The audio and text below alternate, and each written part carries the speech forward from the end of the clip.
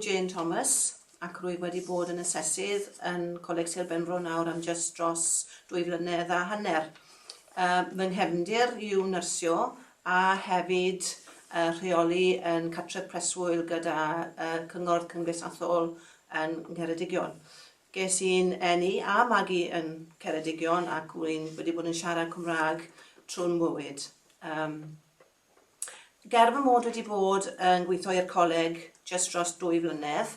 Rwy wedi cael cysylltiad gyda'r coleg sy'n ar 15 o flynyddau. Gan fy mod wedi wneud yr D32, D33, A1, lefel 4, lefel 5 trwy'r coleg. Pan o'n i'n rheolwr yn y cartref, fi oedd y coleg yn cymorth i fi gan fy mod wedi rhela 90% o'r staff trwy wahanol lefelau o diploma. Ers gweithio i'r coleg, fi wedi cael llawer o ymgeiswyr sydd eisiau gwneud unedau yn Cymraeg. Mae rhai dim ond eisiau cael cyfarfod yn Cymraeg, a mae rhai eraill wedyn eisiau gwneud 1 neu 2 o'r unedau yn Cymraeg. Yn ddiweddar, fi oedd un o'r ymgeiswyr wedi cwpla lefel 5 i gyd trwy'r iaith Cymraeg. Mae'r pob asesydd yn ein hadran yn hwrodwyo iaith Cymraeg, ac os yw unrhyw un o'r ymgeiswyr eisiau gwneud uned yn Gymraeg, mae'r aseswyr yn hala nhw mewn e-bost i mi. Rwyf wedyn yn darllen a gwirio'r gwaith ysgrifenedig ac anfon adborth nôl iddyn nhw.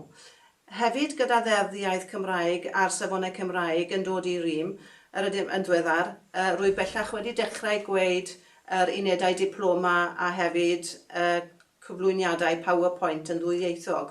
Rwy'n falch iawn o fod yn Cymraeg ac yn awyddus i wneud yn siŵr na dim yn colli'n iaith. Janice Morgan ydw i, dwi'n swyddog datblygu'r iaith Gymraeg yn Coleg Sir Benfro. Eleni, dwi wedi enwebu Jane Thomas, sydd yn asesydd iechyd a gofal cymdeithasol yn yr adran gofal sgiliau'r gweithlu yn Coleg Sir Benfro. Dwi wedi enwebu Jane achos mae'n asesydd sydd yn siarad Cymraeg yn rhugl ac mae hi wedi gwneud cyfraniad sylweddol tuag at annog i myfyrwyr sydd yn siarad Cymraeg i gwblhau elfennau o'i gwaith trwy gyfrwng y Gymraeg. Mae hi wedi llwyddo yn ddiweddar i gynorthwyo un ymgeisydd i gwblhau chymhwyster lefel 5 mewn arwain a reoli i gyd trwy gyfrwng y Gymraeg. Mae hefyd yn llwyddo i ddwyn perswad ar y rhai sydd yn llai hyderus i wneud yr elfennau llai ffurfiol, sef yr elfennau llafar, enghraifft i hadolygiadau dysgu, trafodaethau proffesiynol, i harsylwadau, math na o pethau llafar trwy gyfrwng y Gymraeg.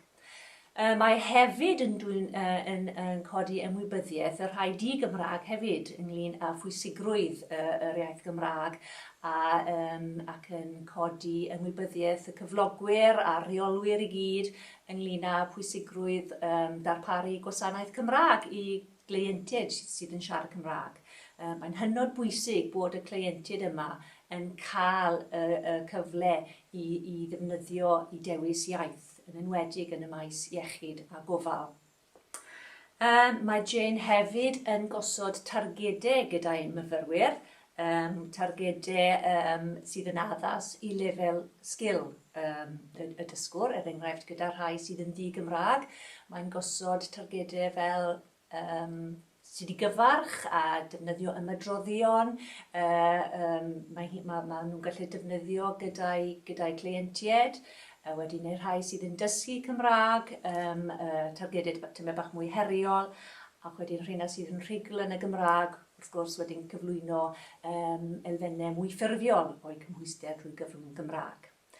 Mae Jane hefyd yn cefnogi i thîm yr aseswyr eraill i datblygu sgiliau nhw. Mae hi yn y swyddfa gyda nhw, yn taflu ymedroddion o gwmpas y swyddfa, mwyn codi hyder nhw hefyd i ddefnyddio'r iaith gyda'i ymgeiswyr nhw. Yn yr adran wy'n gweithio, fi yw'r unig person sydd yn siarad Cymraeg. A wi'n meddwl bod e'n bwysig bod bobl yn dysgu rhai o geiriau Cymraeg. Wi yn yr adran bore yma, a bob tro mae rhywun yn gweud rhywbeth i fi, wi'n siarad nôl iddyn nhw'n Cymraeg, jyst iddyn nhw cael dechrau deall a dysgu beth wi'n trial gweud wrthyn nhw.